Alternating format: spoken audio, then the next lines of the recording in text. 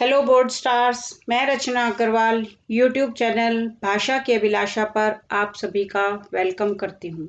आप सभी के कमेंट्स से मेरा मनोबल बढ़ा और आज फिर कक्षा 10वीं संस्कृत के लिए एक नया वीडियो लेकर उपस्थित हुई हूँ।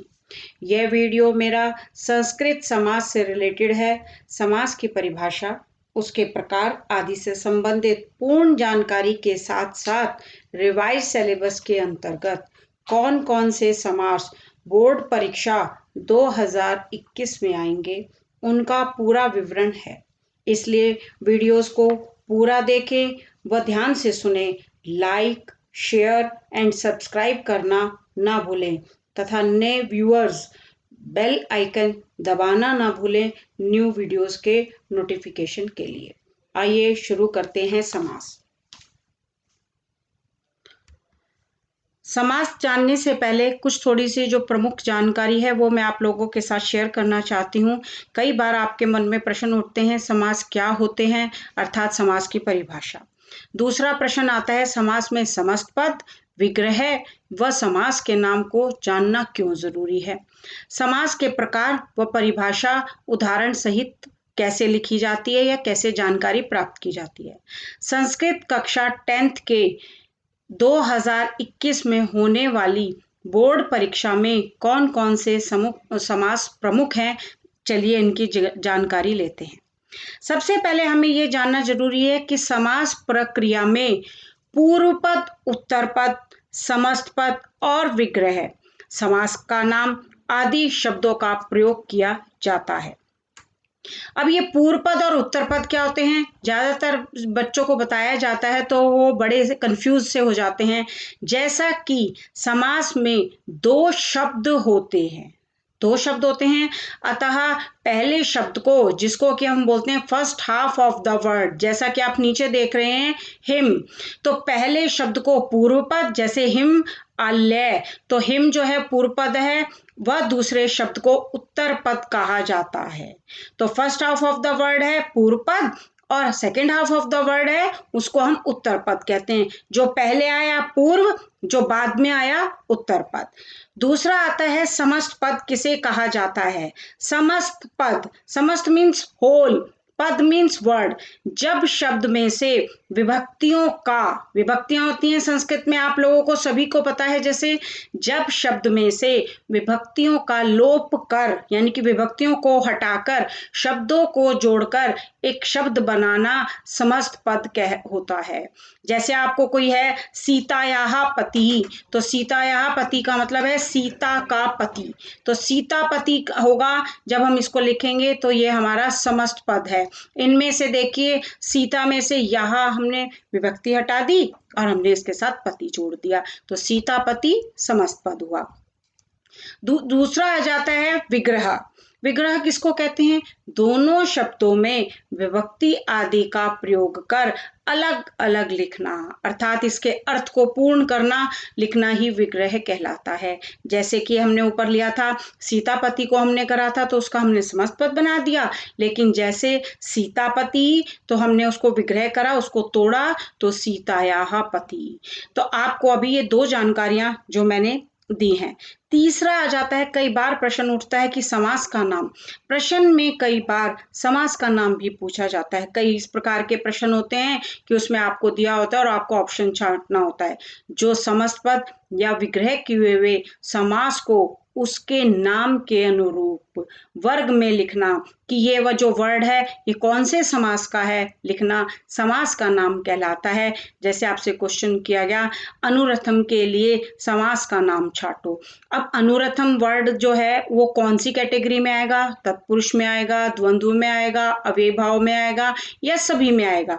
नहीं, ये इन चारों में से किसी एक में आएगा। तो इसमें हमने क्या करा, अनुरथम। अभी हम इसके आगे पूर्ण जानकारी आगे प्राप्त करेंगे, उससे पहले हम इस क्वेश्चन का आंसर है अव्ययी भाव समास। तो अनुरथम के समास का क्या नाम है, अव्ययी भाव समास। अब आ जाता है, अब आपने जो मुख्य जो 2-3 पॉइंट्स थे उनको मैंने आप लोगों के लिए क्लियर कर दिया है। अब मैं आपको बताती हूँ समास। संस्कृत और हिंदी जैसा कि कक्षा 10वीं में दोनों ही कक्षाओं में समास हैं। जैसा कि समास की परिभाषा है, समास शब्द सम का मतलब होता है बराबर, सम उपसर्ग, उपसर्ग क्या होते हैं? जो शब्दांश शब्दों के प्रारंभ में लगकर उनका अर्थ बदल देते हैं। अस धातु तथा गण प्रत्यय से मिलकर बना है। इसका पूर्ण अर्थ है परस्पर संबंध। परस्पर का मतलब होता है आपस में संबंध रखने वाले दो या दो से अधिक शब्दों को मिलाकर जब एक नया सार्थक शब्द, सार्थक का मतलब होता है विद मीनिंग, शब्द निर्मित अर्थात बनाया जाता है, उस नवनिर्मित शब्द को समास कहा जाता है। जैसा कि आपके पास उदाहरण है, देशभक्ति अगर आपको किस दिया गया है शब्द, तो क्या मतलब होगा? देश, देश के लिए भक्ति, और समास का नाम हो गया तत्पुरुष समास। ये जो चीजें हैं, देशभक्ति कैसे हुआ, तत्पुरुष समास, देश के लिए भक्ति क्यों लिखा गया, इसको जानने के लिए हम समास के प्रकारों पर नजर डालते हैं। समास के प्रकार मुख्य रूप से कौन कौन से होते हैं? सबसे पहला होता है तत्पुरुष समास। तत्पुरुष समास के दो और भी भेद होते हैं। एक होता है कर्मधारय समास, एक होता है द्विगु समास। इसी प्रकार दूसरा समास जो होता है वो होता है हमारा द्वंद्व समास। तीसरा होता है हमारा अव्ययी भाव समास, और चौथा होता है हमारा बहुव्रीहि समास। तो तत्पुरुष समास का जैसा कि आप देख रहे हैं, अ और ब दो पार्ट होते हैं। द्वंद्व समास का कोई अपना पार्ट अलग से नहीं होता, अव्ययी भाव का भी अलग से कोई वो नहीं होता, प्रकार नहीं होते, ना बहुव्रीहि समास का। अब आप ये देखिए, जो इनको हमने रेखा से हटाया गया है, रेखा के द्वारा इनको लिखा गया है कि ये नहीं है, इसका अर्थ ये है 6 प्रकार के समास होते हैं। जैसे एक तत्पुरुष, कर्मधारय, द्विगु, द्वंद्व समास, अव्ययी भाव समास, बहुव्रीहि समास। लेकिन कर्मधारय समास, द्विगु समास और बहुव्रीहि समास को आपके पाठ्यक्रम संस्कृत 10वीं में से इस साल के लिए 2021 की बोर्ड परीक्षाओं के लिए ये तीनों समास आपके सिलेबस में अभी नहीं है। अभी आपको जो आज हम परिचय देंगे, तत्पुरुष समास का, द्वंद्व समास का और अव्ययी भाव समास का ही आपको परिचय देंगे। सबसे पहले आता है हमारा अव्ययी भाव समास। अव्ययी भाव समास को जानने से पहले हमको उसकी परिभाषा जानना बहुत जरूरी है। अव्यय, अव्यय का मतलब होता है न व्यय। जब भी किसी शब्द के आगे अ जुड़ जाता है तो वो शब्द उसका विपरीत बन जाता है। अव्यय, व्यय का मतलब होता है खर्च, जो खर्च ना हो। अर्थात इस समास का पूर्व पद प्रधान होता है तथा पूर्व पद या तो अव्यय होता है या वो उपसर्ग होता है, और दूसरा पद अन्वय हो जाता है। शब्द के अंत में नपुंसकलिंग एक वचन होता है। तो हमारे अव्ययी भाव समास की क्या परिभाषा है? अव्यय, जो शब्द खर्च नहीं होता। ये हमारे 6 प्रकार के आपके सामने दिए गए हैं। अनु, उप, सह, निर, प्रति और यथा। ये हिंदी में तो इसकी काफी सारी प्रकार हैं, लेकिन संस्कृत में खाली ये 6 से ही संबंधित आपके पूरे पाठ्यक्रम में को प्रश्न घूमते रहते हैं। अब हम सबसे पहले किसके बारे में जानेंगे? अनु के बारे में। चलिए हम अनु के बारे में जानते हैं। अगर हमारे अनु उपसर्ग है, जैसा कि आपको बताया गया है, उपसर्ग या अव्यय शब्द है। अनु का अर्थ होता है योग्यता, योग्यता मतलब कैपेबिलिटी, उसके लिए हम योग्यम शब्द का इस्तेमाल करते हैं। अनु का अर्थ एक और होता है पीछे, फॉलो करना, उसका हम पश्चात वर्ड भी लेते हैं। जैसा कि, और आप ये ध्यान रखिएगा, इसमें षष्ठी विभक्ति का जो मैंने आपको बताया है, इसका प्रयोग हम कैसे करते हैं वो आप जानिए उदाहरण में। जैसे अनुरामम है, आपने देखा ये लिखा है अनु और रामम, तो आपको क्या करना है, रामम जो है इसका जो उत्तर पद है उसमें हमको उसको पहले लेके आना है, और उसमें हमने रामस्य षष्ठी विभक्ति हमने लगाई है। देखिए सभी में आपको लिखा हुआ मिलेगा कौन सी विभक्ति का प्रयोग है, रामस्य योग्यम। अनु को हमने ले गए पीछे, तो ये क्या हो गया, हमने सबसे पहले शब्द का करा रामस्य योग्यम, फिर हमने करा अनुरथम, रथ जो है बहुत बड़ा होता है जैसे, तो अनुरथम का हो गया रथस्य पश्चात, तो राम के योग्य, राम के अनुरूप, राम के अनुसार, और योग्य रथस्य पश्चात, रथ के पीछे। तो आपको अनु का मतलब समझ में आ गया। अनु के 2 प्रकार होते हैं, योग्यता और पीछे। अनुरामम आता है तो रामस्य योग्यम, अनुरथम आता है तो रथस्य पश्चात। अब हम आ जाते हैं नेक्स्ट उस पर, इस पे दूसरा आता है हमारा उप। उप का अर्थ होता है समीपम, पास। उप का क्या अर्थ होता है, हिंदी में उसको पास और समीपम बोलते हैं। जैसे मैंने कहा उपरामम, उपरामम का अर्थ क्या हो गया, रामस्य समीपम। आप ये देखिए फिर से आपके यहाँ पर षष्ठी विभक्ति का प्रयोग हो गया, तो राम के पास, तो राम के पास में के की वजह से यहाँ पे षष्ठी विभक्ति हमने लिखी है रामस्य समीपम। तीसरा आ जाता है हमारा सह। सह जो वर्ड है, अगर आप ध्यान करेंगे तो आपने उपद विभक्तियों में भी 9वीं कक्षा में जरूर पढ़ी होती हैं कि सह के योग में सह का जो वर्ड होता है, सह का मतलब होता है स से लिखा जाता है साथ, सहित और समान। समान मतलब इक्वल, बराबर। तो आप ये देखिए सचित्रम, उदाहरण क्या है इसका, सचित्रम। तो चित्र क्या है, पिक्चर, ड्राइंग, कुछ भी जो होती है। तो हमने क्या करा, मैंने आपको बताया सह के योग में तृतीय विभक्ति का प्रयोग होता है, इसमें उपद विभक्ति भी आपकी चल रही है। तो आपने लिखा चित्रम एक है क्योंकि नपुंसकलिंग वर्ड है, चित्रेण सहितम, तो हमने यहाँ पर क्या लगाई, तृतीय विभक्ति का एक वचन ही लिखा। तो हमने क्या लिखा, चित्रेण सहितम। तो हमारा सह का क्या बना, सह का मतलब होता है स से लिखा जाता है सचित्रम आया, इसका अर्थ होता है साथ, सहित या समान। और हमने उसमें जो उसका वर्ड जो था चित्र में कौन सी विभक्ति का प्रयोग किया, तृतीय विभक्ति का, चित्रेण सहितम। अब आ जाता है हमारा इसका चौथा प्रकार कौन सा होता है, निर का। निर का मतलब होता है निर या निस, दो टाइप के वर्ड्स आपको देखने को मिलेंगे, कई बार कंफ्यूजिंग हो जाता है, इसीलिए मैं आप लोगों के लिए पूर्ण रूप से लेकर के आई हूँ निर और निस। निर का मतलब होता है अभाव। अभाव होता है कमी या ना होना, कोई चीज है ही नहीं या उस चीज की कमी है। लेकिन एक चीज का याद रखिएगा, निश और निर कब आता है, विग्रह से पहले। विग्रह मैंने आपको बता दिया था, विग्रह से पहले शब्द का पहला वर्ण यदि क, ख या प हो तो निर को निस हो जाता है। प, क, ख या प हो तो निर को निस हो जाता है। तो इसीलिए निर्जनम, तो निर्जनम तो यहाँ पर नहीं है, तो यहाँ पर होता है निर्जनम का मतलब होता है जहां पर कोई भी लोगों की कमी हो। तो यहाँ पे हमने षष्ठी विभक्ति लगाई है, लेकिन एक बंदे से तो कमी नहीं होती है, तो इसीलिए हमने षष्ठी का बहुवचन लगा दिया, जनानाम अभावः। निर्जनम, निर्जनम मतलब बिना लोगों के, तो लोगों का अभाव, लोगों की कमी। निष्फलम, फलस्य अभाव, जहां पर फल का अभाव हो, फल की कमी हो। ना होना, फल नहीं है, यहाँ पर नहीं है हमारे पास और उसकी कमी है, तो हमने बताया निर और निस, अभाव, कमी, ना होना, षष्ठी विभक्ति का प्रयोग किया गया, जनानाम अभाव, फलस्य अभावः। अब आता है हमारा प्रति। प्रति का अर्थ होता है विप्सा। विप्सा क्या होती है, विप्सा होता है दोहराना, एक ही वर्ड को दोहराना दो बार, वर्ड रिपीट। द्वितीय विभक्ति, सप्तमी विभक्ति, कुछ भी है तो बहुत ही आसान है, जैसे कि प्रतिग्रहम, तो प्रतिघर मतलब हर घर आप बोलते हो, तो हम इसको दो टाइप से लिख सकते हैं, ग्रहम ग्रहम इति, या तो द्वितीय विभक्ति लगा सकते हैं, ग्रहे ग्रहे इति। विप्सा का मतलब होता है जो आपका यहाँ पर अव्यय के बाद का जो शब्द है उसको रिपीट करना है, ग्रहम ग्रहम इति, ग्रहे ग्रहे इति। तो ये हमारा प्रति का हो गया। अब आ जाता है हमारा लास्ट आ जाता है इसका अव्ययी भाव का यथा। यथा का तो बहुत अक्सर प्रयोग करने को मिलता है। यथा का अर्थ होता है अनुसार। कहते हैं अनुसार का जो प्रयोग किया जाता है वो अंतिक्रम्य के रूप में किया जाता है संस्कृत में।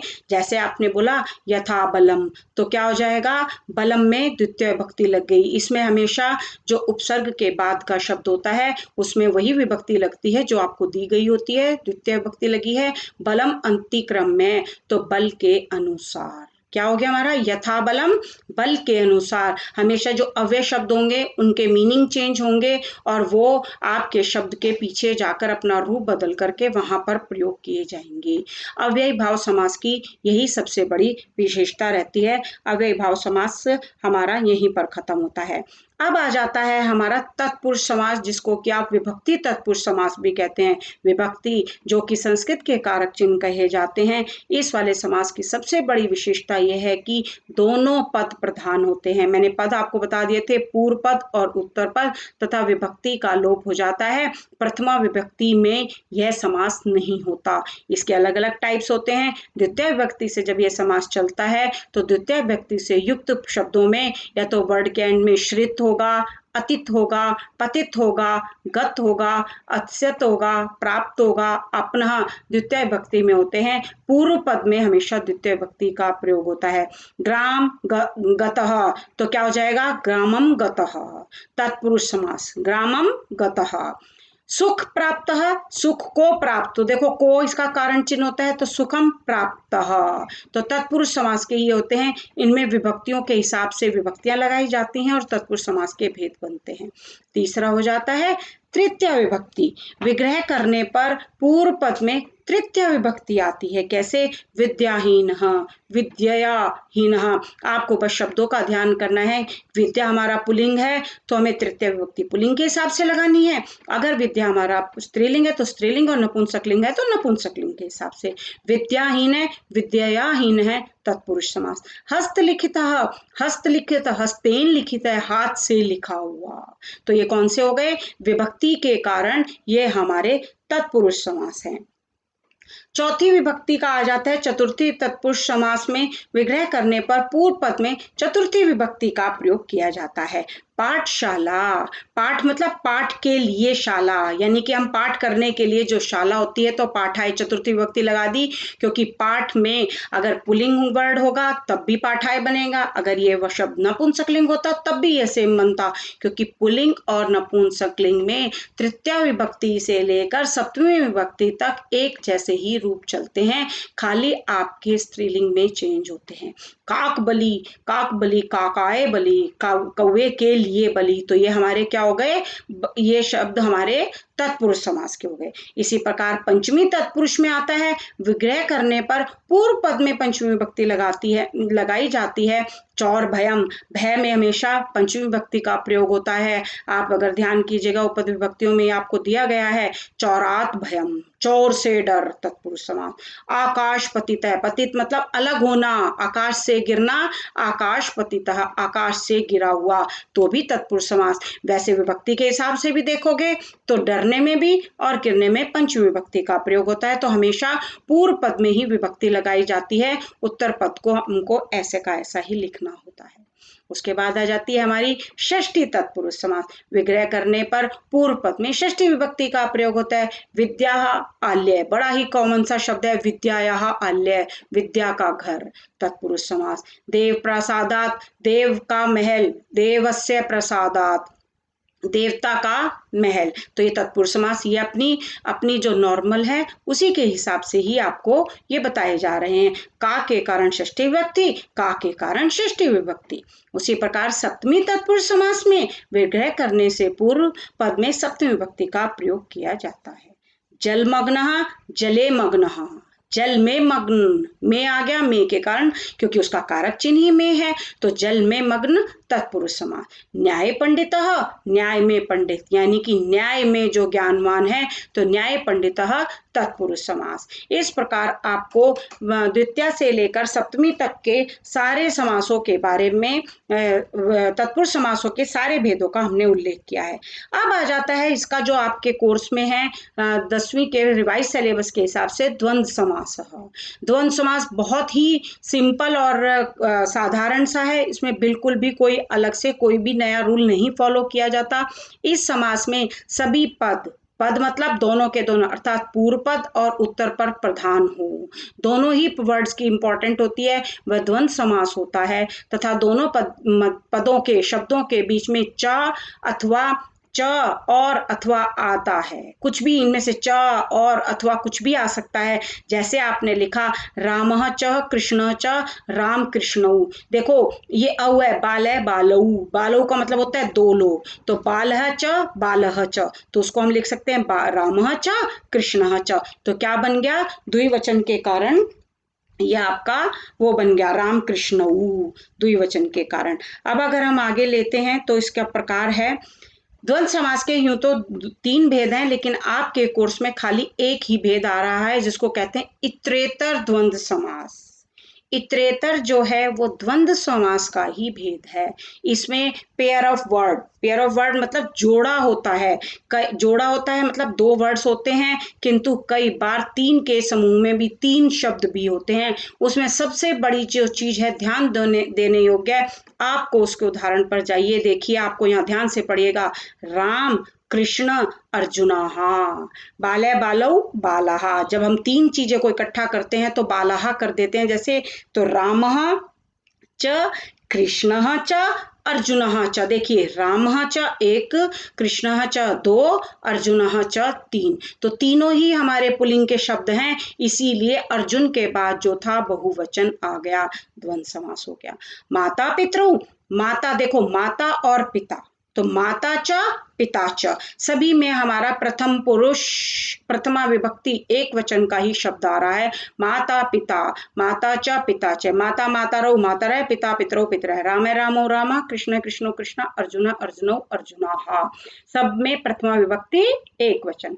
पशु खगाहा, अब ये देखिए पशु, पशु कितने हैं खगा, क्योंकि ये बहुवचन में है, तो पशुअः च खगा च, बहुत सारे पशु हैं और बहुत सारे पक्षी हैं, तो वो भी द्वंद्व समास में आता है, क्योंकि आपको बताया गया था पशु और खगा उसमें कोई गिनती नहीं है। यहाँ पर तीन की गिनती थी, क्योंकि नाम अलग अलग थे, जो ये थे उनको हमने बहुवचन में लिया। माता पितरौ दो लोग थे, उनको हमने दो में लिया। पशु और खगा की कोई गिनती नहीं है, तो पशु का भी बहुवचन पशु पशु पशवः, और खगः खगौ खगाः। इस प्रकार से द्वंद्व समास के भेद हैं। अब आपके आने वाली परीक्षाओं में जिस भी प्रकार के प्रश्न आप लोगों से पूछे जाएंगे, आपको मैं उम्मीद रखती हूँ कि आपको किसी प्रकार की भी कोई भी कठिनाई का सामना नहीं करना पड़ेगा। आपको तीनों समास, तत्पुरुष समास, अव्ययभाव समास और द्वंद्व समास पूर्णतः आपको उसका पूरी नॉलेज इस समय हो गई होगी।